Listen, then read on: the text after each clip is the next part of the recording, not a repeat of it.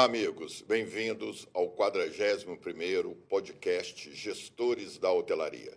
Estamos aqui nos estúdios da Rede Prime de Comunicação, no qual já fazemos o nosso tradicional agradecimento por essa estrutura técnica e humana para fazermos esse programa toda semana.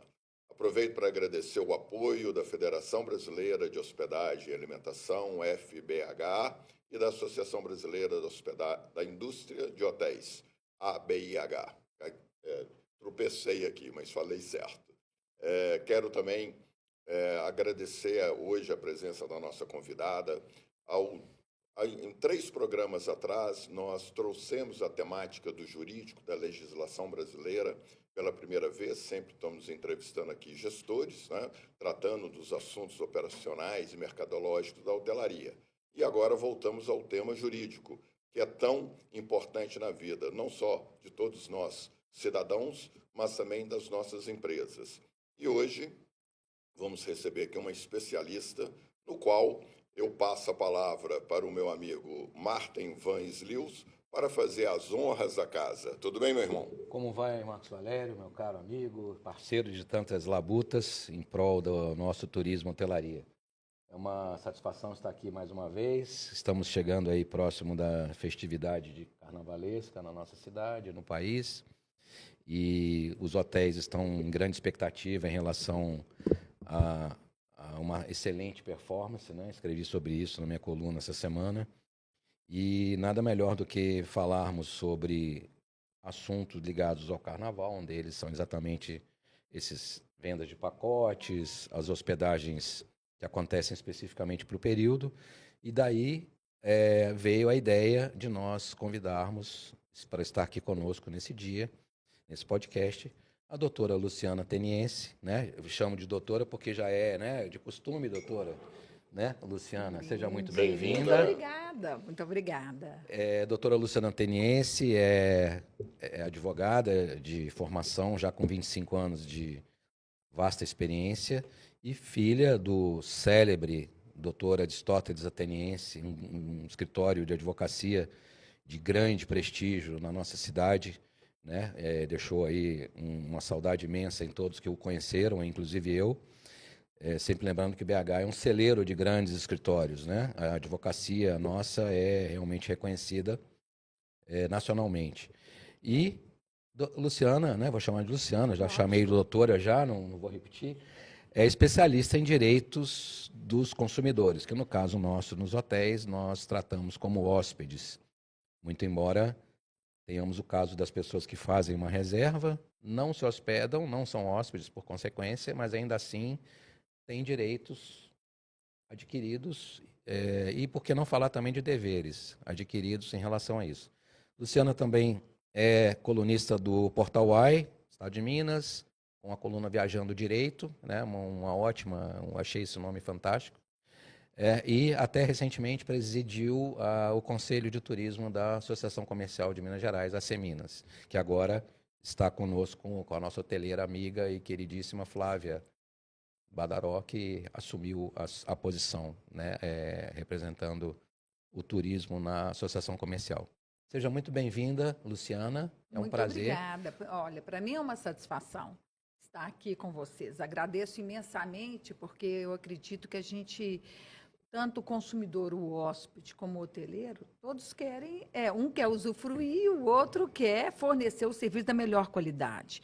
E essa oportunidade de falar aqui para vocês, para o grupo dos gestores de hotelaria, é muito bom, para tirar aquela imagem que um está contra o outro, que o hóspede está querendo lesar, ou então o proprietário ou o estabelecimento está querendo lesar um ou outro. A gente tem que tirar essa pecha, né?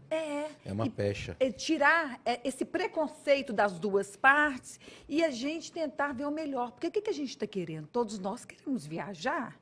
Todos nós queremos usufruir o melhor serviço e vocês da hospedagem querem proporcionar, e que bom que a gente pode contar com vocês. Então, essa troca com responsabilidade, com a boa-fé, com direitos e deveres das duas partes, isso é muito importante. E é isso que a gente quer, né? Na hora de dar o brinde, o nosso ponto em comum é o mesmo. É o quê? que desenvolva o turismo no Brasil, que desenvolva a hospedagem e que nós, consumidores, tenhamos o prazer de poder usufruir esse serviço. Então, é muito bom. Estou muito feliz de estar aqui com vocês. Muito obrigada, Marcos e Marta. E antes da sua introdução, eu sei que você vai falar um pouquinho da legislação vigente em relação ao Código de Defesa do Consumidor, que é muito importante. Eu queria frisar exatamente isso. Para que haja essa convivência harmônica e pacífica entre as partes, quem presta o serviço e quem consome o serviço, é necessário que haja o conhecimento dos direitos e também dos deveres, né? Porque se não houver o conhecimento, é onde surge o ruído.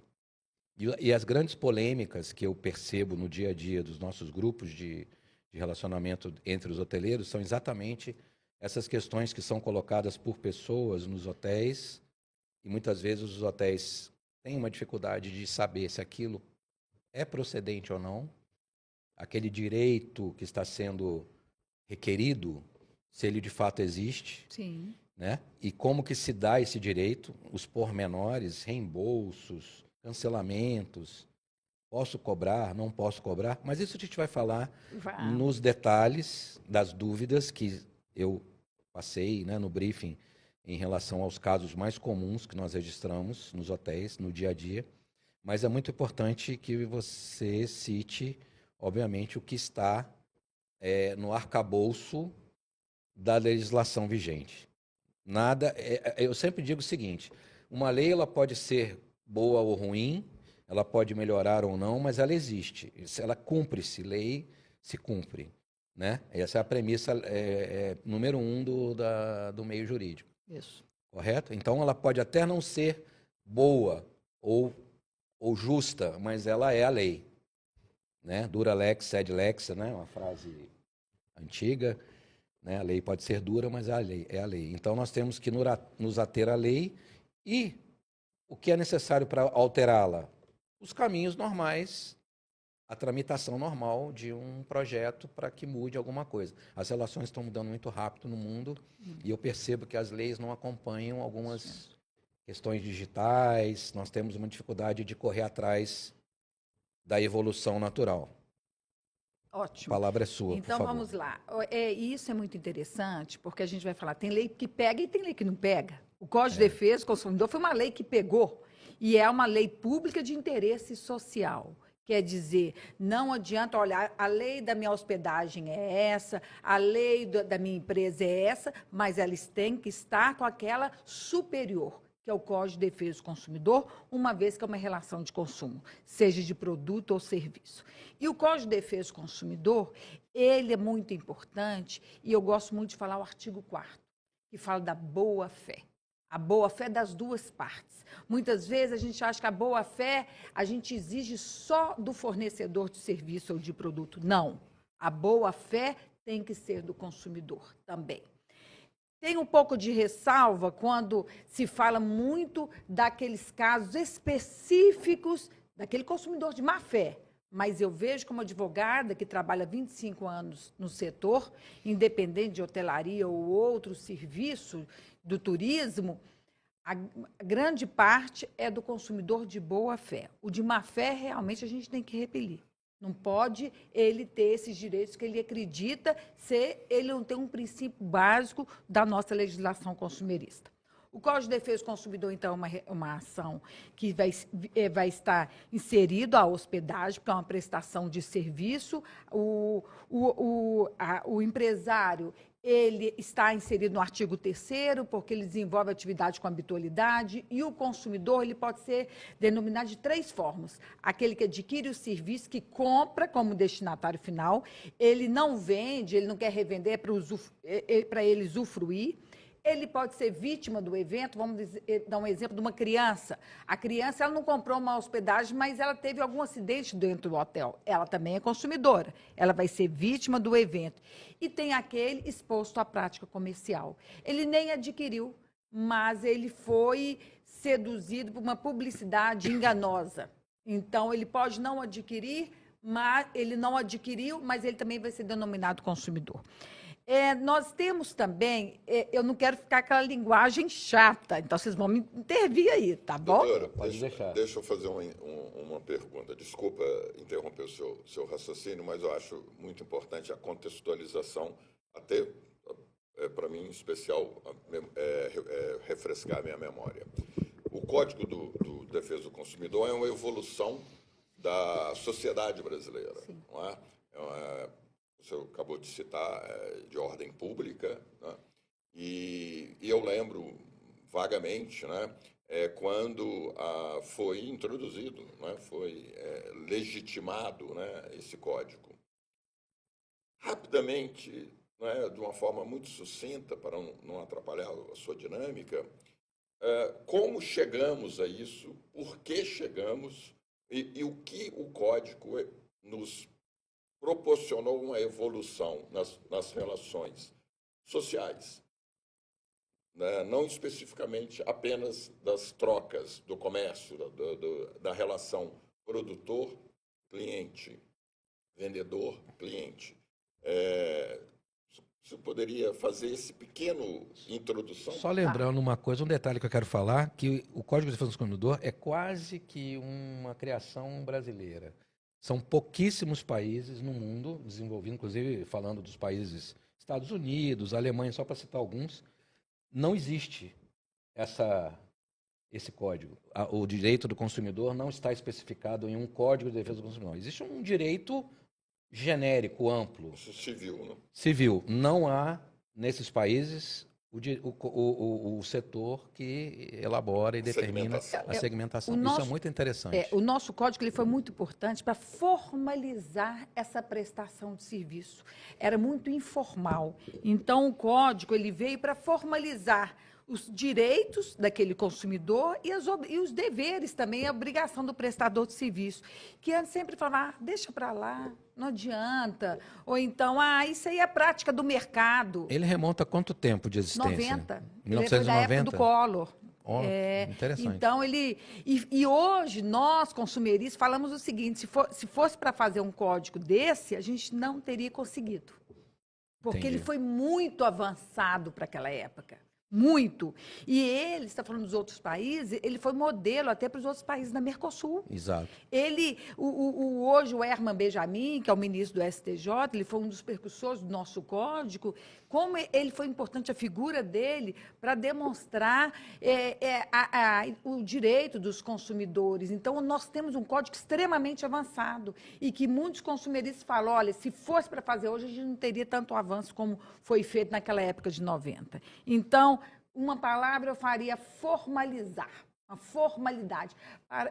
Tirou aquele estigma, prática do mercado. Não é a prática do mercado, é a prática legal. Então, e tudo foi feito, a gente achava que não ia conseguir pegar, e foi um código que pegou. O país tem muitas leis, né? E poucas aplicações. E o que me chama a atenção é que os julgamentos são rápidos, ao contrário da nossa justiça tradicional, em que se arrasta muitos processos, a gente sempre fala da lentidão da justiça, mas eu vejo que na questão da relação de consumo, as decisões são relativamente céleres. Isso deve até uma lei específica, a Lei 9.099, que é do juizado especial, porque essas relações assim, de consumo, muitas vão para 9.099. Teve alguns setores que queriam sair fora do Código de Defesa do Consumidor. Vou dar um exemplo dos bancos. Os bancos não queriam, de forma alguma, estar no Código de Defesa do Consumidor, mas ele está dentro. Porque se o banco saísse, outros grandes, um plano de saúde ia sair, outros grandes... Esvaziaria. Ia ser para quê? Para panela velha, para micro-ondas, ia tirar a eficácia. Então, hoje, o Código ele é muito uma cidadania, né? É mostrar que temos, sim, desenvolver. E outro assunto importante foi, assim, não só a lei, os PROCONs, as entidades civis de defesa do consumidor, elas ficaram muito fortes no Brasil. Então, elas ajudaram a ter essa credibilidade dessa lei. Em tempo, o PROCON é antes ou é pós o código? Não, é antes. E nós temos aqui em Belo Horizonte, gostaria de falar, e eu já fui advogada voluntária e com muita honra do movimento das donas de casa. Olha só. Que iam conferir os preços lá no supermercado. Lógico, naquela época do Sarney. Vocês lembram do Sarney? Aquela loucura. Eu acho que chegou Fiscais a ter... do Sarney, lembra? Fiscais do Sarney. Aqui, nós, mineiros, nós temos muito orgulho pelo movimento das donas de casa. Foi uma das primeiras entidades civis de defesa do consumidor, da dona Lúcia Pacífico. E né? depois a Scarpelli participou também. A né? Scarpelli não era do movimento da dona de casa, mas ela era do PROCON. Nós temos o IDEC de São Paulo, que é extremamente sério. E o que nós temos, essas entidades civis, com credibilidade, ela é importante para informar o consumidor, para educar. O consumidor ele precisa ser educado também, para não ter equívocos, dele achar que ele tem um direito que ele não tem, ou para ele aprender qual que é realmente o direito. Então, assim, o código ele é muito bom, avançado, principalmente hoje, nós falamos que... E é um exercício de cidadania muito bom, né? De você buscar essa lei para vários setores da prestação de serviço. Você imagina o banco, quantos de nós somos lesados, plano de saúde e outros serviços, e utilizar uma lei tão boa. Então, o código ele veio para avançar, dar uma credibilidade no mercado de consumo. Nos hotéis, eu rodo muito hotelaria, né, em geral, no Brasil todo, eu sempre observo que, não em todos, mas em vários, ou diria a maioria, a gente tem lá o Código de Defesa do Consumidor. Esse hotel tem uma plaquinha lá, está disponível o livretinho com o Código de Defesa do Consumidor. Geralmente fica no balcão, tem uma plaquinha e tal. Por outro lado, é muito comum que os hotéis estabeleçam os seus regulamentos. E aí ele fala assim, eu coloquei na regra do meu hotel que o pagamento tem essa política e tal. Aí eu sempre me pergunto, é óbvio que a regra do hotel não se sobrepõe o que determina realmente o direito e os deveres é o CDC. Sim.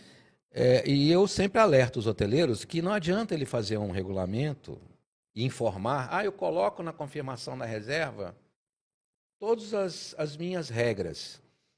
Eu não devolvo dinheiro em tal prazo, só para dizer aqui alguns exemplos, né, que mexe no bolso. E aí ele se apega àquilo como tendo informado o cliente previamente que aquela regra é válida. Só que eu sempre digo o seguinte, você pode criar a regra que for, mas ela não pode ir de encontro a uma que já existe, que é o CDC. Marta, você está assim, completamente com razão, é isso mesmo. Porque não adianta, é igual às vezes a pessoa, um setor do turismo, fala, Luciana, eu quero que você faça um contrato para mim. Um contrato. É um contrato que... Eu falei, não tem pílula da felicidade. Não tem, nós temos uma lei geral, que a gente começou esse nosso bate-papo, de interesse público. Não adianta. O hoteleiro, ele fala, eu não tenho direito disso, eu informei previamente.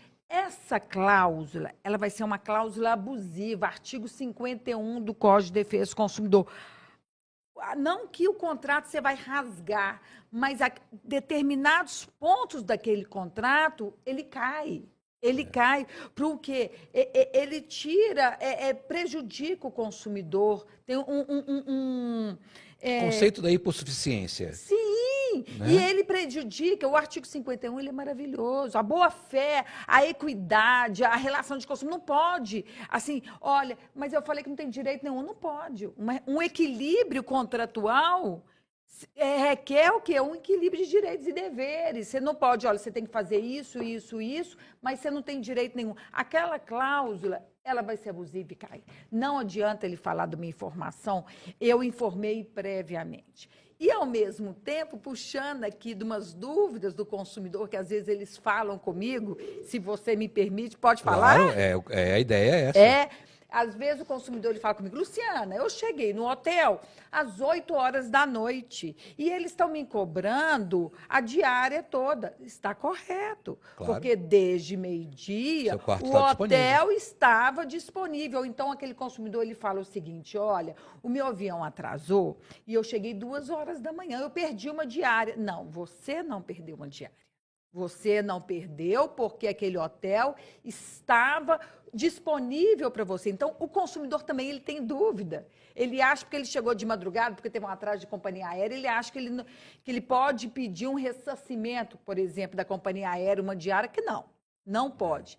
E puxando de volta, puxando um pouquinho aqui, o Código de Defesa do Consumidor, ele tem alguns princípios muito importantes da oferta. A oferta vincula o contrato. Você não pode só oferecer, você tem que oferecer e ter a responsabilidade, que é um artigo 30, que fala, oferecer, você tem que cumprir.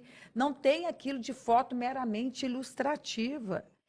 Você tem que falar no folder que aquela foto bonita é de uma suíte presidencial ou é de um quarto luxo, porque às vezes ele vai num quarto básico achando que é aquele que tem a varanda. Então, fale, informe. Ao mesmo tempo, aquela foto do café da manhã, o consumidor também, ele não pode falar, a foto tem um suco de frutas vermelhas e eu estou aqui no café da manhã, não tem frutas vermelhas. Fala da época. Não é isso, isso mesmo. Mas é aquele café farto, conforme aquela foto que gerou expectativa. Não é aquele ponto específico, não tem arroz ou tem. A questão da segurança, a questão da responsabilidade solidária.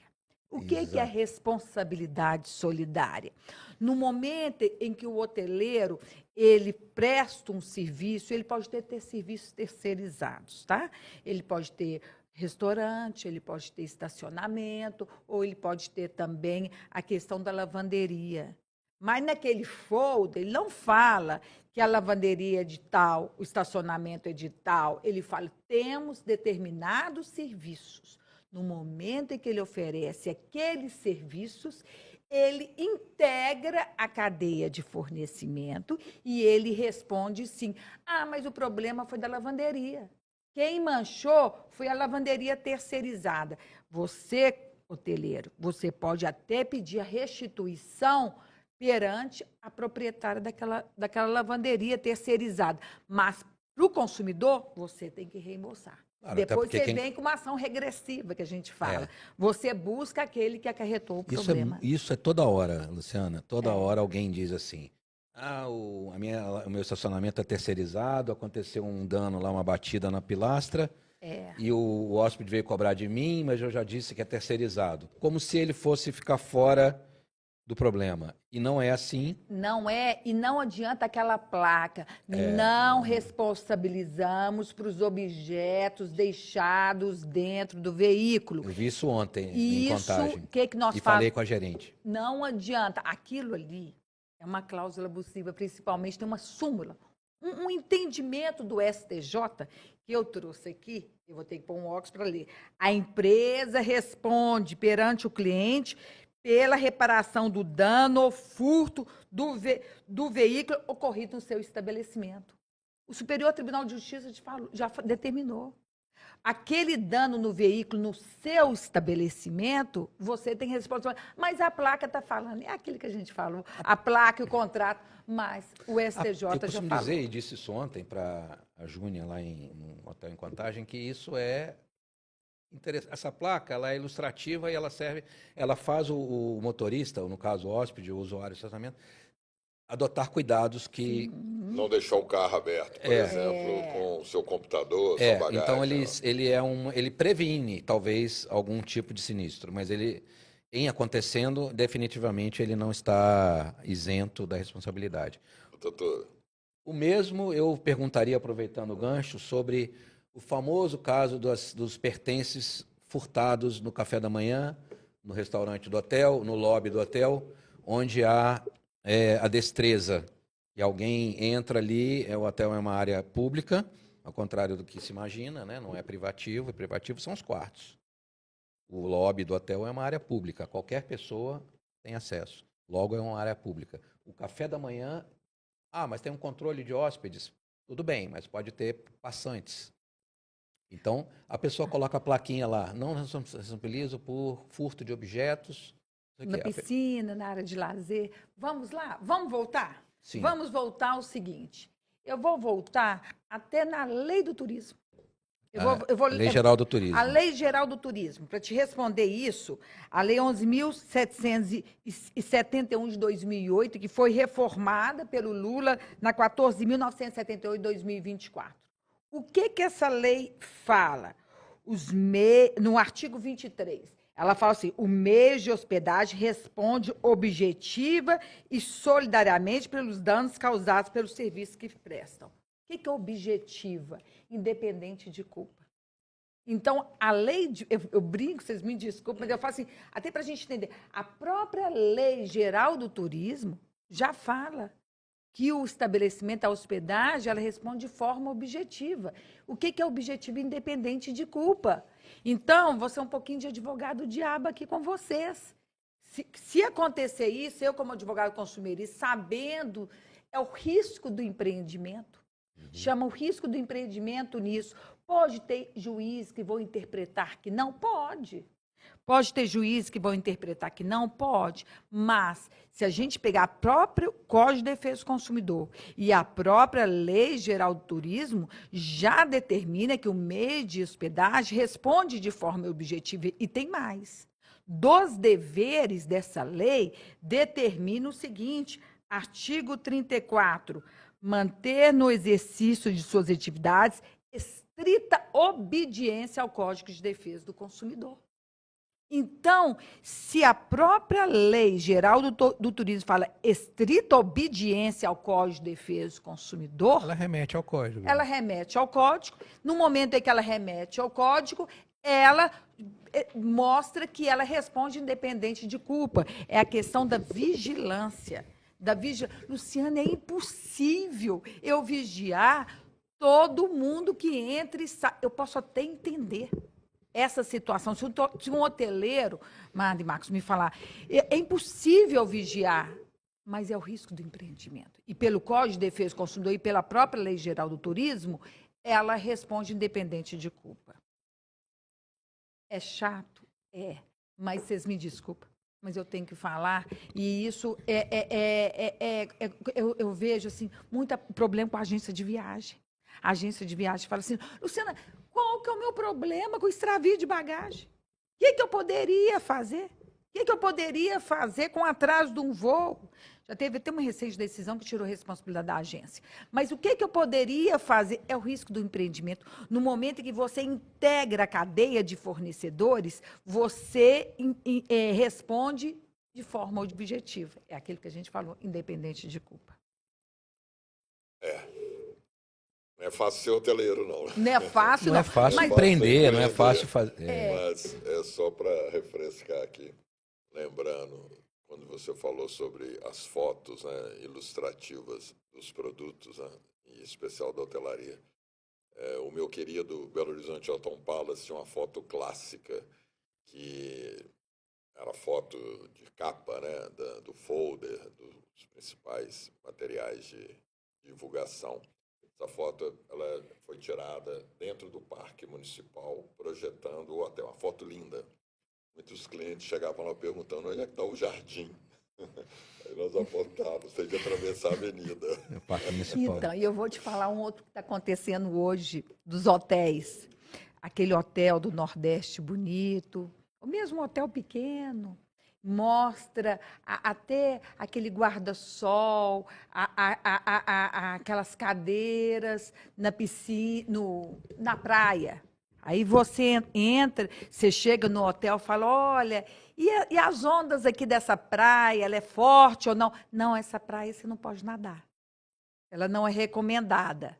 Então, quer dizer, olha, não teve ainda problema disso, mas olha uma expectativa, o hoteleiro ele sabe que aquela praia não é interditada, ela é inapropriada, vamos dizer assim. Ele joga isso joga uma expectativa, sabe, para o consumidor, e aí, às vezes, aí você fala, Luciana, mas se for fazer isso, eu estou ferrada. Mas, assim, é um problema que tem. Vou te falar um outro problema.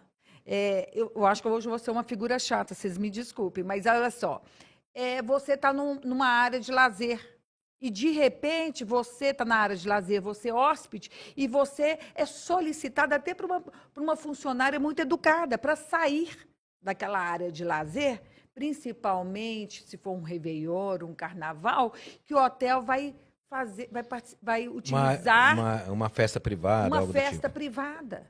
Isso aconteceu comigo.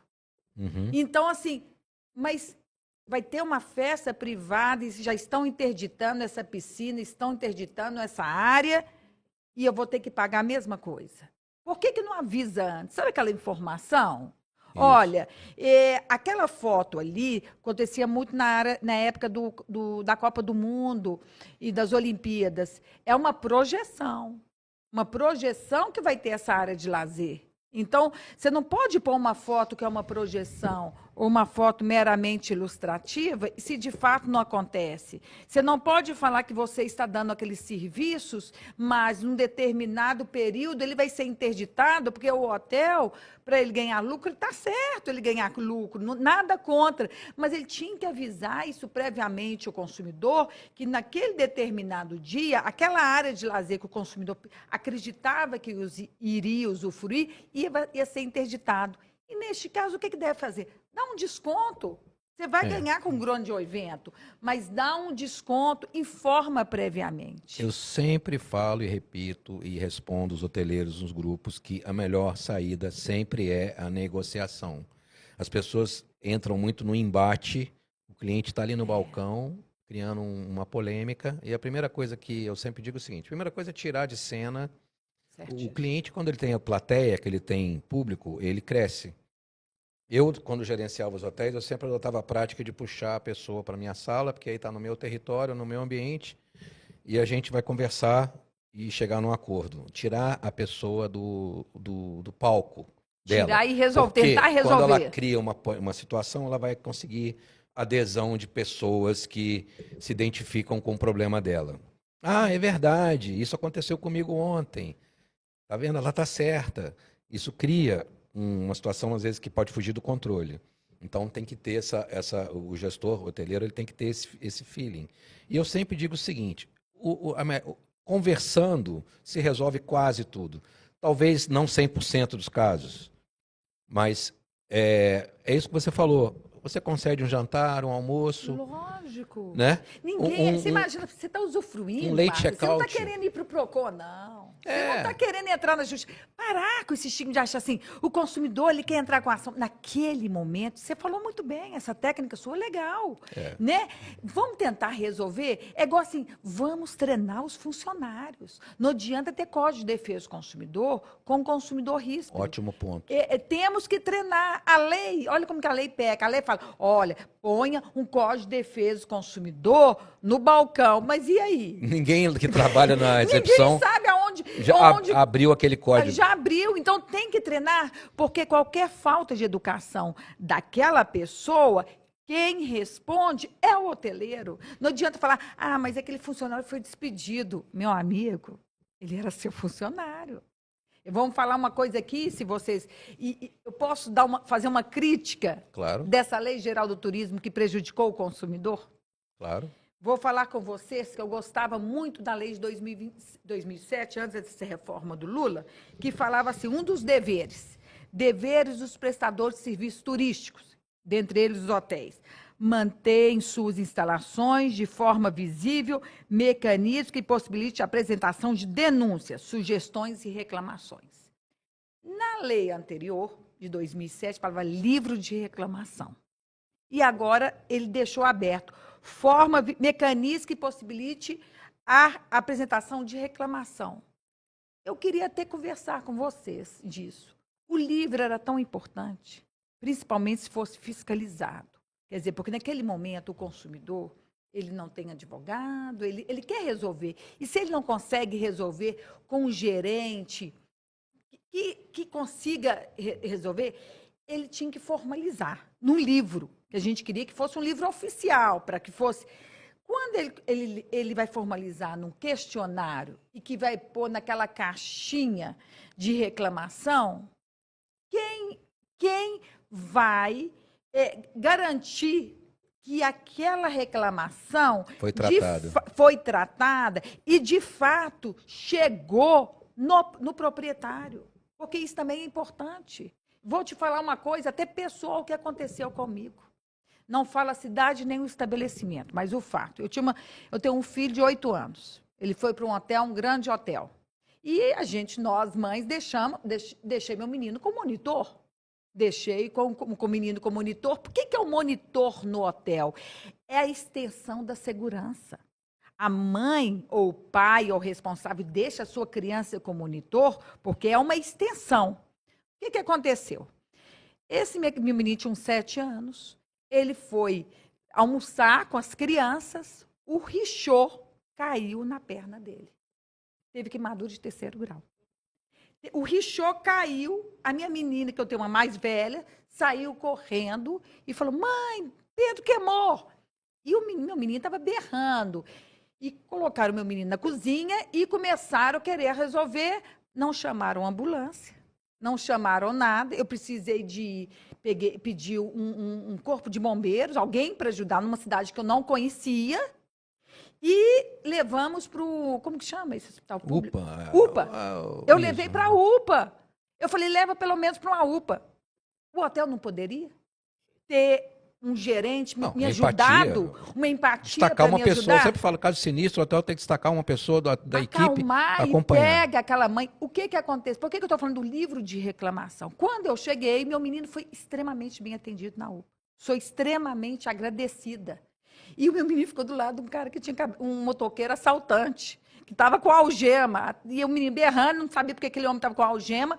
Mas tudo bem, o serviço foi maravilhoso. O que eu quero falar com vocês? Quando eu cheguei no hotel, chamei o gerente, falei, meu senhor, como que tinha um richô caindo numa criança? E comecei a falar com ele. Não fui contra. Ele falou, faz uma lei de richô. Aquilo ali, eu falei, olha como que um gerente faz uma lei de richô. É um despreparo. E o que aconteceu? Eu busquei uma pessoa da hotelaria, como você, Mar, aqui de Belo Horizonte. Eu falei, faz uma lei de richô, pois eu vou achar o dono.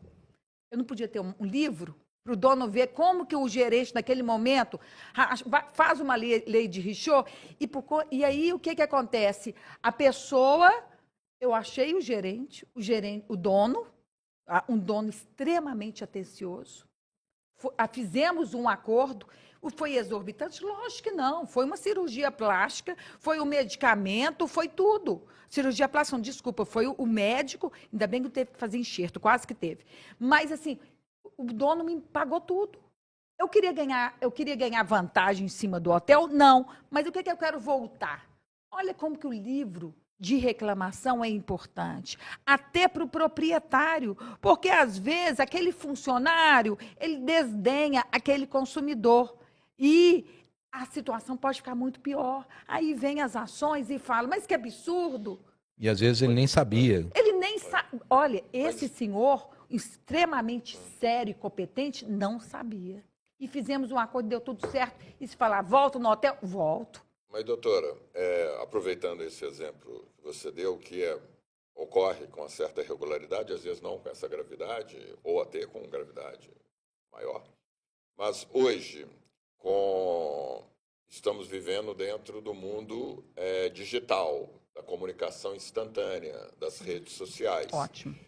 O livro, hoje, de registro, ou o questionário, ele praticamente fica anulado a partir do momento que hoje todos nós, o consumidor em especial, ou todos nós no ato do consumo, temos uma ferramenta poderosa. Que é o Reclame Aqui. Que é o Reclame Aqui e as redes sociais. Posta nas redes sociais na hora. Você posta aquilo e você cria um dano profundo em uma determinada empresa, se, porventura, o consumidor for de má fé. Sim. Ou se ele exagerar na questão ou se ele não tiver uma resposta imediata. Por que você fala assim, fala o nome do hotel, para quê? Eu não estou querendo. O dono do hotel foi ótimo. Então, quer dizer, o livro de reclamação, sabe o que eu acho que é interessante? Para você formalizar, até para evitar uma rede social, ou então para o dono saber, porque o dono sabe quando o negócio já lastrou. E sabe o que seria bom, eu acho? O livro para uma fiscalização. Pena que não tem fiscal. Não esse é tem. um outro... Aí eu estou sendo até ingênua. Eu estou sendo até ingênua. E até no operacional mesmo, a questão que a comunicação hoje é toda porque eletrônica, aí fala, digital. Então, no momento aquele livro fala, eu comuniquei para vocês e vocês não fizeram nada. Então, aquilo que você está falando, chama, tenta resolver, é a melhor forma. Eu sempre digo que para a pessoa não se tornar um hater, usando um termo novo aí das novas gerações, né? Hater em inglês quer dizer o cara que odeia alguém ou alguma coisa, né? E ele começa a falar mal desse hotel ou daquele hotel nas redes insistentemente, que acontece, eu tenho visto, e é um problema recente, da pessoa ficar ali, manda o vídeo, manda o texto, reclame aqui, Instagram, e ele vira um hater. Ele passa a ser uma pessoa que tem um objetivo de causar dano à imagem daquele hotel, para nos ater aqui à hotelaria. Ação preventiva enquanto a pessoa está no hotel, para mim, é ideal. Depois que ele sai, tudo foge do controle, porque a pessoa já não está mais nos seus domínios. E você não tem mais muito o que fazer, a não ser criar aquela prática de responder a pessoa, e às vezes chega um ponto em que a resposta já vira munição para uma outra postagem. Então, em algum dado momento, é até melhor parar de falar com aquela pessoa. E sim fazer uma propaganda positiva do seu hotel, intensificar a sua propaganda positiva. Isso é que os especialistas em marketing digital dizem. Como lidar com o hater. Hater, obviamente, é um caso extremo de uma pessoa que está disposta a te prejudicar a qualquer momento. Mas nós temos casos aí dessas reclamações de vídeos, pessoas postando áreas do hotel fechadas, discriminação, supostamente situações discriminatórias de hóspedes. Músicos fazem muito isso, bandas de música costumam, se sentindo mal atendidos, e se usando da sua fama, seu número de seguidores, eles costumam postar vídeos depreciativos. E aí omite que depreciou o quarto, né? Exatamente. Depredou o quarto. Quer dizer, esse consumidor está errado. Muitos hoteleiros nossos, amigos, colegas, têm dúvidas de como lidar com isso. Posso fazer alguma coisa quando uma pessoa me prejudica deliberadamente, cria uma situação em que o meu hotel é exposto. A gente pode chamar de mídia, porque a rede social hoje é mídia. Não é mídia tradicional, não é um jornal, não é uma revista, não é televisão. Mas é uma mídia, um vídeo pode viralizar. Nós temos agora um caso muito famoso de uma pessoa que foi filmada dentro de um avião por conta de um pedido de troca de assento, uma situação absurda de uma pessoa querendo abusar do direito de uma outra que tinha aquele assento. Só que esse vídeo atingiu 15 milhões de visualizações em 24 horas. Explode, né? Então, ali no caso, não houve nenhum dano à empresa. No caso, a transportadora aérea, ela imediatamente respondeu dizendo que nada de errado aconteceu por parte dela. Mas houve uma exposição de uma pessoa que foi filmada e que não fez nada de errado e que gerou uma situação, né? Aí teve aquele negócio do momento de fama, e aí a gente começa a ver como que as pessoas se dividem. As pessoas que ficaram a favor de A e de B. É um absurdo não ceder lugar para uma criança. Não, é um absurdo uma pessoa querer que outra saia para ela sentar na janela. Então, você começa a ver que há aquela divisão é como se fosse torcida, né? Tem a torcida. Vivemos nesse mundo, né? O mundo das torcidas. Vivemos nesse mundo. Eu acredito que neste caso, né, porque o que acontece? A rede social é muito louca, porque as pessoas, a gente não enxerga, a gente não vê. Então, vem aquelas pessoas te xingando, depreciando. Você lembra uma escola de São Paulo que teve, né? Quer dizer... Que era inocente. E que era inocente. E é esse período nosso. Então, numa situação equivocada, a pessoa jurídica tem dano moral. Ela tem dano moral à imagem dela, à credibilidade. Então, se tiver viralizou. E é uma situação, mesmo que não viralize, mas que é uma situação, não foi aquilo que aconteceu, que é incorreta, tem que se manifestar e até pedir um ressarcimento. Nesse caso dessa menina, o que aconteceu? Quem filmou foi uma pessoa que estava lá atrás. Quer dizer, a gente achava que era a mãe, e nem era a mãe. Nem então, era conhecida dela. E quem que é responsável? Essa senhora, a menina fez correto, por que ela tem que ceder? Não, eu sou, então, daquela ala que aquela menina que não cedeu está certo. Agora, ela não poderia ter... Quando expôs aquela menina, foi um jeito de coagi-la, não foi? Dela passar vergonha, constrangê-la. Não está certo. Doutora, diga. desculpa. Há pouco, né, ao longo do término do ano e no início de 25, voltou na imprensa a questão da diária de 24 horas. Novamente, o questionamento, né, que o hotel não tem o direito de cobrar 24 horas, já que, né, os hóspedes, em tese, na sua primeira diária, não passam 24 horas dentro do hotel. Essa questão vai e volta, não é, conforme a onda. Então, eu gostaria muito do seu esclarecimento a respeito desse direito. Olha, eu acho que... não, na minha convicção, se é 24 horas, né, se tem essa responsabilidade, se o consumidor não usufruiu essas 24 horas, a gente voltou àquilo que a gente está falando. Estava à disposição. Estava à disposição dele usufruir. Né? O consumidor ele pode falar, mas eu cheguei 4 horas da manhã por causa do hotel. Não. O hotel não tem responsabilidade. O hotel pode cobrar. Ele pode cobrar, não tem dúvida. A questão é que você tem que ter o prazo de arrumação do quarto e, obviamente, uma pessoa não pode ficar 24 horas e a que vai sucedê-la também ficar. Porque existe um período que você precisa de arrumação do apartamento para preparar para o outro. Mas então, o que está acontecendo, que você queria falar, Marcos, porque assim, começa meio-dia e termina... Então me fala, é o check-in e check-out. Começa... O check-in 14, check-out às 12. E aí, não, vocês estão me tirando 2 horas do meu direito de 24 horas. E aí, obviamente, o que o Martin falou é a questão operacional. Você precisa arrumar aquele apartamento. Então, neste caso aí, eu estou até mais para o consumidor, estou entendendo. Mas como que você vai arrumar? Não é? Como que você vai arrumar? Tem que ter um bom senso aí. Não tinha pensado nisso. Eu sempre defendi as 24 horas. Mas, olha como que é bom e o mas direito... a discussão está exatamente em cima do bom senso. Tem que ter um bom senso, lógico. Né? É a questão também que a gente vai falar, a questão do cancelamento. Eu queria entrar nesse ponto. Vamos falar do cancelamento. Isso, todo dia a gente tem essa conversa nos grupos.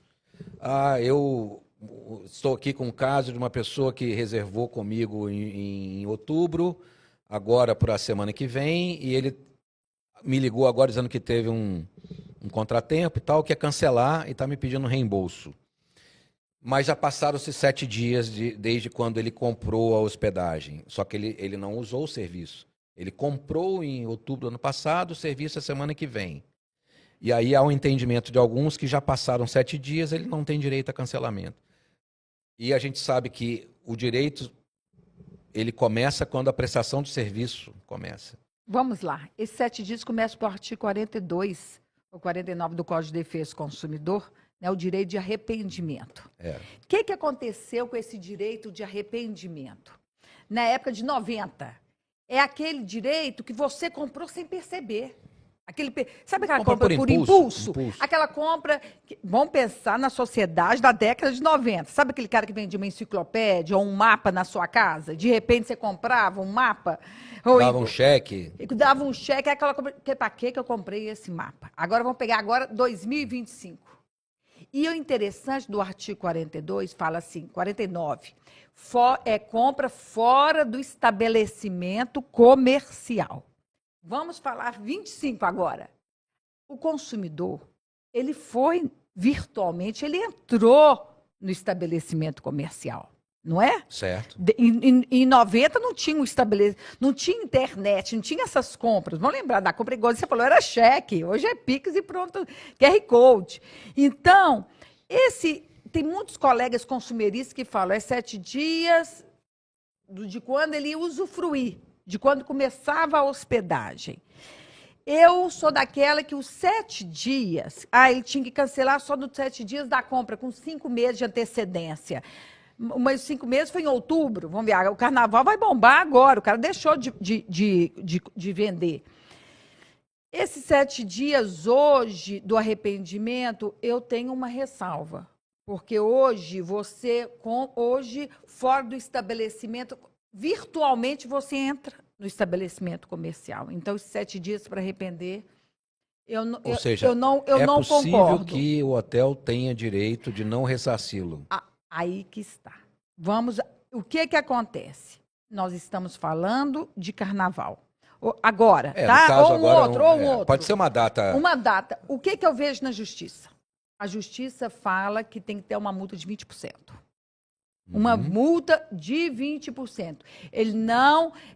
Quanto mais próximo da viagem, quanto mais próximo do dia da hospedagem. Foi ontem que ele cancelou? Foi 3 dias? Então, o consumidor tem que ter uma multa. Mas eu quero meu dinheiro de volta. Não. É assim, dinheiro integral, não. Então tem que ter uma. Mas eu não vou te dar nada. Aí começa o impasse. Que geralmente o hoteleiro faz o seguinte: você pode vir numa outra data, às vezes o cara fala, não, mas eu não me interesso nesse momento, numa outra data, eu quero. Aí seria o que eu vejo toda hora, é uma multa. Sim. Quanto mais próximo Mas a lei determina esse escalonamento da multa? Não. Sabe onde que escalonava, que eu lembro? Do Embratur. Não tinha uma deliberação normativa, 130 ou 120 ou 420? Mas ela caiu, ela não foi para a Lei Geral do Turismo. E eu achava interessante essa Hoje deliberação. Essa multa ela é discutida... Ela é discutida em cada caso. Cada caso. Então tinha essa deliberação e eu gostava, que eu achava interessante, mas num bom senso... Uma multa de 20 dias, de 20%, próximo, ok, mas tem hotel que fala o seguinte, olha, 2 meses antes, eu não vou te devolver nada, não é? 2 meses dá para você vender. Porque o hotel diz, eu já comprei 20%. Os insumos para te atender, o seu jantar, o pacote, isso aqui, então eu já tive, entre aspas, a despesa, então eu não posso devolver o seu dinheiro. Devolver todo não. Agora tem um outro caso também, a pessoa teve um AVC... A pessoa teve uma operação, agora você falou, tenta negociar. Eu acho que sempre um bom senso para resolver é muito bom. Agora, eu quero meu dinheiro de volta, eu estou cancelando a minha diária para amanhã. Agora, Luciana, na aviação, existe a prerrogativa do cliente de comprar uma passagem, pagando um pouquinho a mais, que dá direito ao cancelamento por motivos involuntários, inclusive esse que você citou, de problemas de saúde, força maior. É um seguro. Né? É como se fosse um seguro. Né? E isso funciona. Eu, às vezes, inclusive, compro passagens com essa prerrogativa, porque, às vezes, né, eu alego, né, assim, pode ser que eu não viaje e aí eu consigo o reembolso. Será, Marcos Valério, que isso seria viável na hotelaria? Na realidade, você tá pagando, você já está pagando por esse possível direito. Não é? Esse ressarcimento. Mas será que os hoteleiros poderiam cobrar um valor a mais para poder reembolsar? Olha, a tal da tarifa reembolsável? Flexível. Flexível, flexível. Na justiça isso está caindo, viu? Cai, né? Isso cai. Cai no artigo 51. Mas entre as partes negociar, aí é uma mas relação entre partes. Eu sei, mas aquilo que tira todo o direito do consumidor, isso cai. É o artigo 51. Pena que eu não trouxe o código aqui para te falar qual que eu preciso. Essa tarifa flex. Mas é um modelo de seguro. O seguro, você, em tese, você paga para não usar. Né? Não querendo usar. Incêndio, você paga para não usar. Mas o princípio é este. Entre as partes, eu tenho uma tarifa flexível que 10%, 15%, sei lá, o percentual que for, que te dá a flexibilidade. Caso você cancelar, você ter o seu dinheiro na sua acho totalidade. Que pode até ser praticada, como as companhias aéreas fazem, mas quando tem problema, se for para a justiça, hoje. Vai cair no... Hoje cai. Hoje cai. Luciana, mas cai. Hoje eu vejo que cai. Luciana, em relação aos feriados, e aí aproveitando a véspera do Carnaval, outra questão também que está sempre no nosso grupo, enfim, fora do grupo também, os pacotes. Né? O questionamento que o hotel, num determinado período, venda um pacote de 2 ou 3 ou 4 diárias, que for que isso fere o direito do consumidor. Eu quero comprar uma diária e você só me vende 3. Essa situação, qual é Isso, falam que é uma venda casada. É uma venda definição de venda casada. artigo 39. Eu não acho que é venda casada, não. Eu acho que venda casada... Eu não acho, é uma prática do mercado. Venda casada... É quando são produtos diferentes. Você vende um copo, mas você tem que levar caneta. Isso é uma venda casada. É uma prática do mercado. A diária de hotel é o mesmo produto, só que são 3 diárias. Olha, isso aí é tão perigoso, sabe? Eu acho que é uma prática do mercado. A gente sabe. A gente sabe que começa domingo, começa sábado e acaba segunda-feira do feriado. Se for assim... A gente tem que ter cuidado para também a gente ser radical. Você compra um pacote de 4 papel higiênico, você quer só um porque é venda casada. Você quer comprar um papel higiênico e tem 4. Você está me entendendo? Eu acho que a gente tem que ter um bom senso em tudo. Hoje a gente sabe essa prática do mercado. É igual falar o seguinte: eu quero uma diária que é o mesmo uma baixa estação. Não. A gente sabe que em alta estação a diária ela é maior. A oferta e a procura, não é? A oferta é uma prática do mercado que a gente sabe que em alta estação aumenta. Então, a gente tem que ter também um bom senso nisso. Mas hoje, vários hotéis, né, foram processados, né, em função dessa prática do O pacote. cliente, às vezes, ele fala, eu tenho que ir embora, não vou poder ficar até o final, eu quero a última diária, que eu comprei 4 diárias, eu vou ter que ir embora, aconteceu isso, aquilo, motivos difusos, né? Cada um tem o seu. Eu quero a última diária de volta. Gente, a justiça... Antes do check-in como? Não, primeiro vamos falar desse daqui que passou mal. Desse que passou mal... É um. Agora, o questionamento é a primeira diária, ou seja, eu não quero comprar um pacote, eu não quero comprar de sexta a domingo, eu quero ficar naquele hotel de sábado para domingo. E esse pacote está inserido dentro de um contexto de feriado, de alta temporada. Esse é o questionamento. Datas festivas. Vários hotéis têm recebido... Então, olha, na minha opinião... Perdido, não só recebido e perdido. Então, isso aí é interpretação. Eu acho, na minha opinião, é uma prática do mercado que a gente sabe. É uma prática do mercado. Eu não interpreto isso como está lesando. Quer dizer, olha um carnaval. Você vai deixar... Então, a gente tem que ter um bom senso também, tem uma né? ideia, eu não vou falar cidade, uma determinada cidade turística de Minas Gerais. O Ministério Público entrou nisso. Entrou pesado. Entrou indo em cima dos hotéis. Falando que não poderia vender. Que essa prática é ilegal. Então, é interpretativo, o direito... a gente tem que... Eu interpreto que não. Eu interpreto que não seria. Não é porque eu estou aqui conversando com vocês, é porque eu interpreto que não pode ser numa situação que não tem feriado, que a gente sabe que não é, né? É igual fala essa política de não pode criança no hotel. Isso é uma coisa que também é um ponto. Isso é possível estabelecer-se isso? Então, esse é um problema, né? Você fala que é um bom senso, mas se você for pegar na lei, não pode discriminar. Não pode discriminar. Posso proibir o pet para ir além da criança? Então, mas o pet também A pet não está submetido a uma lei, né? Mas será que pode? Eu tenho horror de cachorro. Mentira que eu amo, mas assim, eu tenho horror de cachorro. Eu tenho. Então, quer dizer, pode ter essa discriminação? Pois é. É uma situação que a gente tem que ver, gente. Eu não tenho uma pílula pronta aqui para vocês. Entendi. Nós temos que ver. Da criança, eu já acho que não pode. Vou te falar, ainda bem, outro dia, eu lembro que agora tem a classificação. Na mesa redonda que eu participei em São Paulo semana passada, isso foi tema, foi sobre segurança. E aí alguém suscitou o caso de hotéis que não recebem crianças e citou, acho que até foi o Gessé, a Saga, ou o Francisco da Argil, não lembro. E aí aconteceu uma situação que a pessoa chegou com a criança e disse que não sabia. Aí alguém disse assim, mas eu mandei na sua confirmação de reserva, está escrito que o nosso hotel não aceita crianças, só para casal, as nossas instalações não são adequadas, nós não temos lazer, nós não temos isso. E a pessoa disse, não, mas eu vou hospedar com meu filho, eu não posso deixar ele já está viajando comigo. Eu não tenho como deixar, né? Então, assim, eu não tenho opção de não hospedá-lo comigo. E aí nós discutimos o que estava certo sobre o hoteleiro fazer.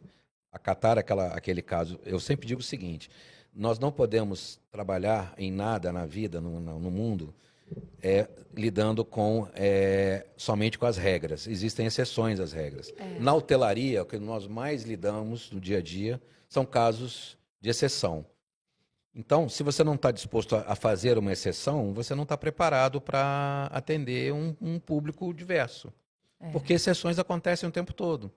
Então, a questão de aceitar as exceções ou não, o bom senso tem que prevalecer. Não tenha dúvida. E hoje você não consegue. Hoje, se você está levando a criança, por que você não tem com quem deixar mesmo? Mas, é uma situação. Mas nós vivemos no mundo de negócios, nós vivemos na segmentação, nos nichos. Exato. Ora, se você cria um produto, desenvolve um produto, e ele tem um foco, ele tem um direcionamento, ele tem um posicionamento, é assim que eu quero atender eu quero atender casais, eu quero atender atleticanos, eu quero atender cruzeirenses, eu quero atender mineiros. Ora, há o direito...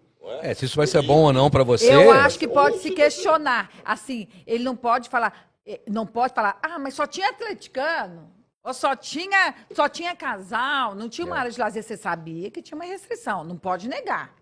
Sabe? Essa situação, você tem que ter um bom senso aí. Igualzinho dessa criança, a mãe não pode querer uma área de lazer. Você sabe que essa estrutura era para casais, mas se negar, não pode. Não concordo. Não sei se você sabe dessa história minha. Não concordo, e eu acho que a gente tem brecha para repelir essa restrição. A restrição, entendi. Nessa questão de proibição ou não aceitação de criança, é cômico, é trágico, mas é cômico. Eu dava aula no Comar, uma instituição de ensino vinculada à FIENG, no projeto do Eberhard, né? Grande Eberhard, um grande grande amigo, abraço ao Eberhard. Um grande mestre. E era um curso de tecnólogo de hotelaria, gestão em hotelaria e bares e restaurantes. Eu vou contar o milagre, mas vou contar o santo, claro, né, por educação. Nós fomos convidados a dar uma consultoria para um determinado hotel.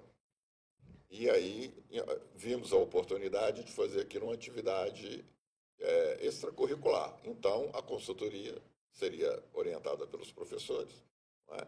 Mas os alunos seriam os elementos principais de desenvolvimento. Então, fomos visitar esse hotel, né? A escola alugou, emprestou um ônibus, né? Uma van, ônibus. E fomos todos. Um determinado professor, grande amigo meu, que infelizmente não está mais aqui conosco, ele era pai recente. Estava com... A criança dele devia estar com uns 3 meses, 4 meses, no máximo. Então, ele não pôde ir no ônibus. Né? Então, ele foi de carro. E como era criança, ele foi com a esposa. E o bebê, o Martin. Você acredita que na recepção foi, na lata, nós não aceitamos crianças? Eu falei assim, a consultoria terminou, gente, vamos embora. Porque foi um negócio assim, tão absurdo. Você sabia dessa história? Não sabia. Depois eu te dou o nome. Aqui a gente não... Ainda mais quando é coisa ruim, absurda. a gente Só não... para ilustrar, isso de fato acontece. Algo assim absurdo. Nós estávamos lá para prestar um serviço e nem assim... Nem assim deixaram. Não aceitou. Ele voltou para trás com a esposa e o filho e nós juntamos o aluno todo e vamos embora também. Então, tem que ter um bom senso, né? Essa questão, hoje, lá nos anos 80, quando comecei a fazer os primeiros cursos introdutórios de marketing, né, vivíamos ali, e hoje, mais do que nunca, aquela famosa expressão, o cliente é o rei. O cliente tem sempre razão. O cliente tem sempre razão. No período pré-mundo digital, pré-redes sociais. Então, o cliente sempre tem razão. Que vem, esse slogan, ele é mais ou menos o mesmo período aí da instituição da Lei de Proteção, né, do Consumidor. Enfim, então, nós éramos orientados que o Brasil vinha, né, nossa sociedade brasileira vinha de direitos serem desrespeitados a todo momento, principalmente as pessoas mais frágeis economicamente, as classes sociais menos favorecidas em todos os aspectos, econômico, educacional, você só tomava porrada, desculpe a expressão. Então, era preciso entender e, olha, você tem direito, sim, você consumidor, a parte frágil. E aí, toda uma geração como a minha foi, vamos dizer, trabalhou com esse preceito. O cliente é o rei, o cliente tem sempre razão. Só que hoje, em função das questões das mídias, das redes sociais, esse mundo totalmente de exposição, nós percebemos uma situação contrária, né? Os clientes tomando posturas, muitas vezes, equivocadas. O que os gestores... para levar vantagem. Não estou dizendo que são todos, é exceção, eu sei. Mas com a capacidade de fazer um barulho tremendo. Isso meio que inibe o prestador de serviço. Ele fica fragilizado. A gente sente isso. Ele fica na defensiva. Então, e as pessoas, e algumas pessoas, Luciano, elas já enxergam isso como uma regra. Ou seja, eu vou chegar naquele hotel e eu vou criar uma situação que eu vou querer levar uma vantagem, algum tipo de vantagem, premeditadamente, e se eu não obter... Premeditadamente, quer dizer, é uma exceção de uma exceção. Ou você acha Não, que é uma... De novo, né? Falando da exceção. É. Eu acabei de falar que nós temos regras, regramentos. Em 95% dos casos, nada disso acontece. Quando a gente está falando de um universo de milhares de pessoas que você hospeda num hotel ao longo de um ano. A gente pegar o público, né? Eu tenho um hotel de 500 apartamentos, eu hospedo... Se eu tiver 80% de ocupação, eu vou ter 700 pessoas por dia. Multiplicado por 365 dias, eu vou ter milhares de pessoas circulando no meu hotel. Se forem 3% disso, já é um número significativo. E são exatamente esses 3% que entram nessa questão das práticas abusivas por parte do usuário, querendo oprimir o seu prestador de serviço para levar vantagens pessoais para o seu interesse. Eu quero cortesia, eu tive um problema aqui, o que vocês vão me dar? A pessoa chega para o gerente do hotel e já fala, aconteceu isso comigo aqui. Pode ser um fato pouco grave, muito grave, é subjetivo. Pode ser pouco grave para mim, pode ser muito grave para ele. Claro, uma coisa que aconteceu com seu filho, você citou um caso gravíssimo.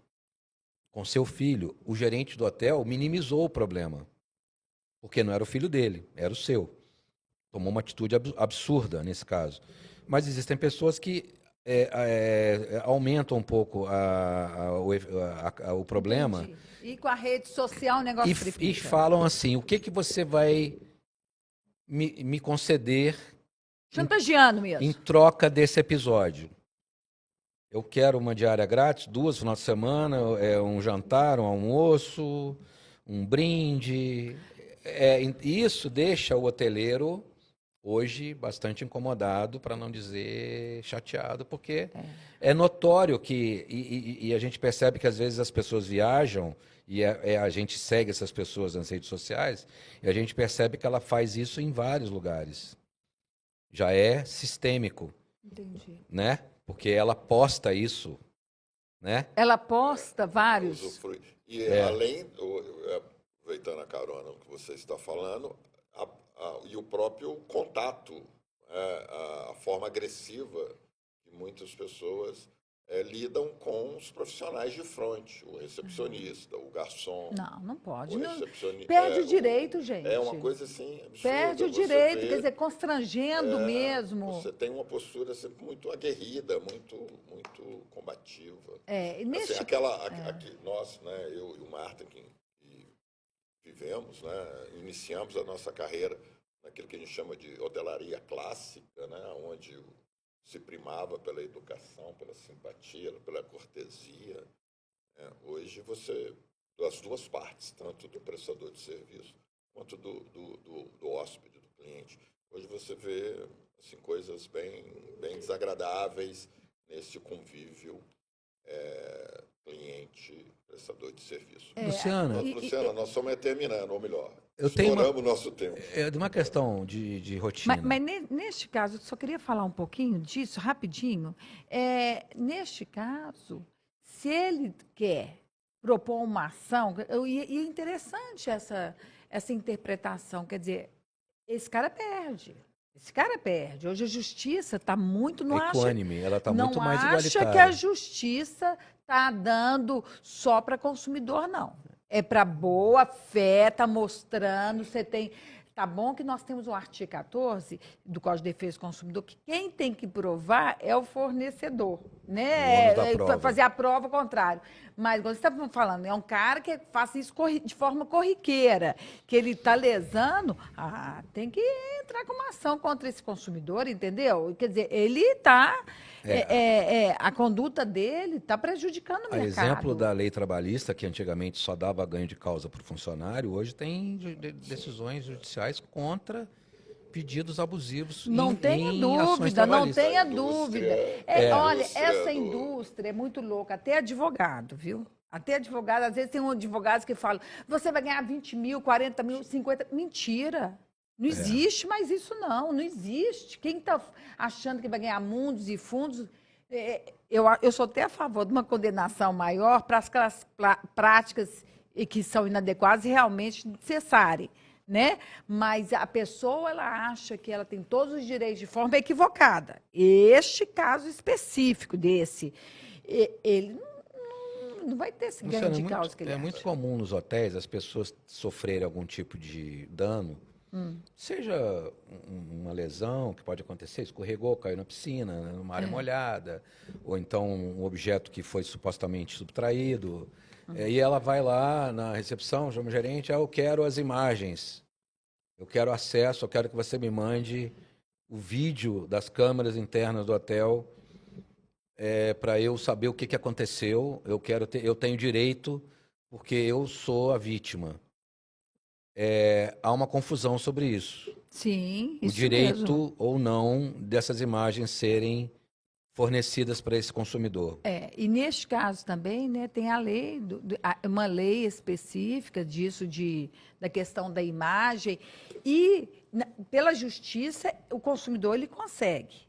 Sim. Mas assim, facilmente ele exigir, eu não acredito que teria essa obrigação. Eu teria que ver esse caso, depois eu posso até passar para você. Dessa Isso questão é muito da imagem, comum acontecer. Muito, né? Que deve acontecer mesmo. Geralmente as empresas, hotéis respondem que as imagens são de uso restrito da empresa e são fornecidas mediante polícia, pedidos formais, né, dos órgãos. Isso. E que elas são reservadas. Não podem ser, até porque podem aparecer outras pessoas, tá certo. Se tem uma imagem numa piscina onde aconteceu um fato, você tem outras pessoas ali. Não tenha dúvida. Essa imagem, aquela pessoa pode não querer ser filmada, ela pode não querer que a imagem dela, ela pode estar numa situação com uma pessoa que ela não quer que esteja, que apareça do lado dela naquele momento. Isso, então, ele, quer dizer, o hotel, ele não tem essa obrigação de fornecer de forma espontânea. Mas, que eu sempre mediante, uma solicitação policial, uma policial ou judicial, aí sim. O que eu sempre fiz no caso de uma pessoa me pedir o registro da imagem, e aconteceu já comigo, foi eu levar essa pessoa comigo na minha sala para que ela visse a imagem comigo. Sim. Do fato, mas ela não ficava com um backup disso. Ela simplesmente constatava. Uma coisa é você ver o que aconteceu, outra coisa é você ter uma cópia. Uma cópia. Então, eu de fato não fornecia a cópia, mas eu permitia que ele entendesse a dinâmica. Essa opção é até interessante, mas hoje ele pega o celular e quer filmar. Aí, exatamente. Aí é uma questão recente, né? Do celular que tudo filma, vai mudando, que fotógrafa, né, tudo vai mudando. Bom, Luciana, o assunto é extremamente importante, mas o tempo, somos limitados sempre pelo tempo. Quero, antes de passar a palavra para as suas considerações finais, quero convidá-la pessoalmente aqui, pedir o João para projetar o convite, que a partir de hoje, desse programa, vamos estar reforçando e convidando todos vocês para o 24º Encontro da Hotelaria. Será realizado em Olímpia, São Paulo. João, se o senhor puder, por favor.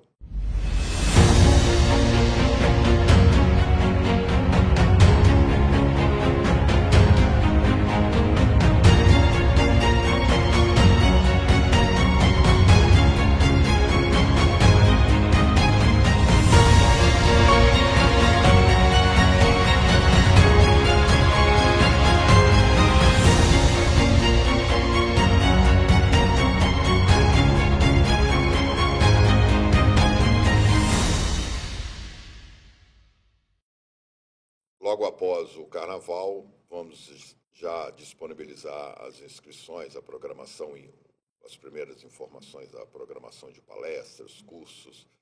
Então, se você tiver agenda, se você não conheceu a oportunidade, muito obrigada, de ir à Olímpia.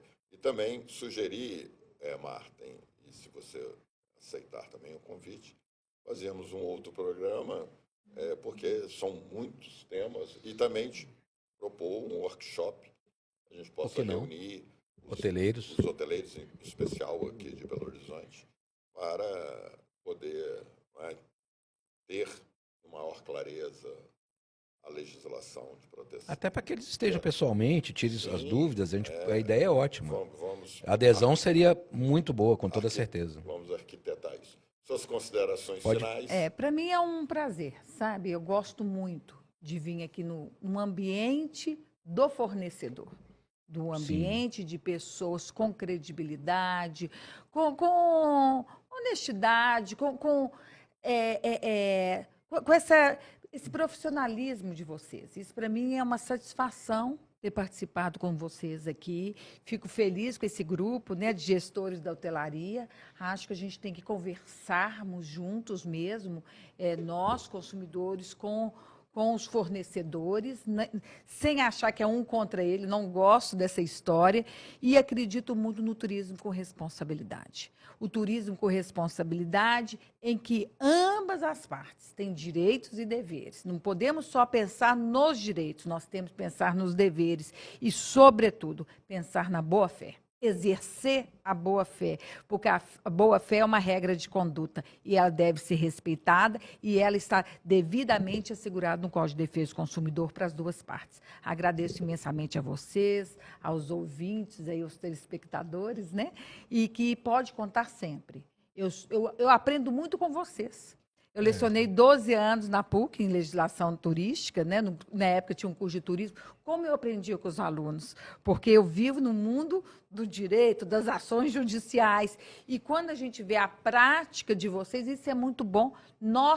Todos nós aprendemos juntos. E não tenho dúvida que todos nós queremos e lutamos por um turismo responsável, por um turismo dinâmico, em que as duas partes lucram com responsabilidade. E se você me permite também divulgar um trabalho que eu tenho. Claro. Eu tenho um Instagram, tenho um site chamado Viajando Direito.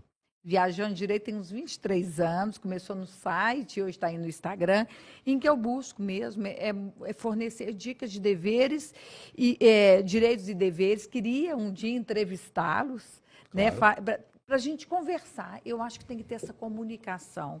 E nós, E vocês todos do grupo dos gestores de hotelaria, nós temos que educar. Vocês precisam educar os funcionários e nós, consumidores, precisamos ser educados. Educados na legislação. A gente tem que saber para a gente não tomar decisões equivocadas, porque a gente gosta do turismo, a gente respeita e a gente incentiva. Quero agradecer a todos vocês. Luciana, muitíssimo obrigado por ter aceitado esse convite, né? Eu tinha certeza que você aceitaria quando eu te convidei, né? E você tem muito a trazer, a agregar para os hoteleiros, né? Você esteve à frente da Seminas Turismo, você conviveu com alguns dos hoteleiros. Hoje quem te sucedeu é uma hoteleira. Maravilhosa, super, né, dinâmica. É uma pessoa queridíssima e competentíssima, envolvidíssima, participa de tudo. E os hoteleiros estão realmente muito ansiosos em melhorar. em melhorar os serviços, melhorar o resultado, por consequência. O mundo digital é um mundo que abre grandes possibilidades, mas ele traz ameaças em igual número, né? Nós temos hoje a situação dos perfis fakes dos hotéis, a gente acabou não falando disso, né? São perfis de Instagram que anunciam grandes vantagens, promoções, brindes, cortesias, pedem dados da pessoa e aquele perfil nem é do hotel. E a pessoa chega no hotel e cobra algo que ela não adquiriu do próprio hotel. E é abusivamente utilizado os nomes dos hotéis, os resorts. Quanto mais famoso o hotel, mais isso acontece. Isso é mais das dores que nós, hoteleiros, temos no nosso dia a dia. São várias, viu, Luciana? Os hoteleiros sofrem permanentemente com inúmeras ameaças no mundo, né?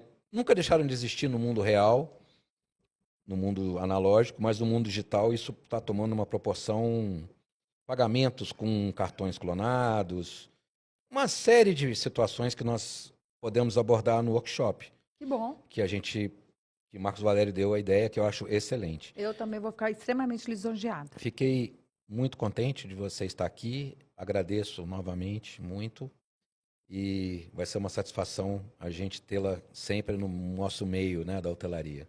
E aproveito para anunciar, na próxima sexta-feira estaremos aqui novamente com um convidado também muito especial, que é o Paulo Michel, que hoje é o CEO da rede Louvre de hotéis, entenda-se Golden Tulip, Royal Tulip, Golden Tulip, Tulip Inn e algumas outras marcas.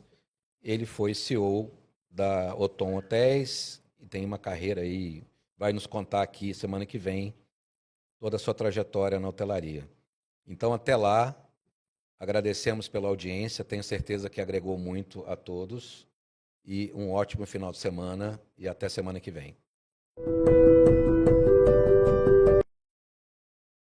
A Federação Brasileira de Hospedagem e Alimentação é uma entidade sindical constituída por sindicatos de hotéis, bares, restaurantes e similares espalhados por todo o Brasil. Desde 1955, cuida e representa os interesses dessas categorias e hoje compõe a pirâmide sindical da Confederação Nacional do Comércio de Bens, Serviços e Turismo, CNC. Nossas ações diárias e resultados podem ser acompanhados através do nosso site e das redes sociais. Eles são o combustível para que possamos conquistar novas vitórias, investindo cada vez mais no desenvolvimento do setor, da sociedade e do país. O turismo tem se recuperado de uma maneira importante no Brasil. No período pós-pandemia, a hotelaria e a alimentação fora do lar têm demonstrado de maneira importante o quanto nós contribuímos para a economia brasileira. Então vamos buscar sempre como foco na atividade da Federação esse viés de atendimento, sustentabilidade e um processo de melhorar o ambiente de negócio. Podem contar com a Federação para isso.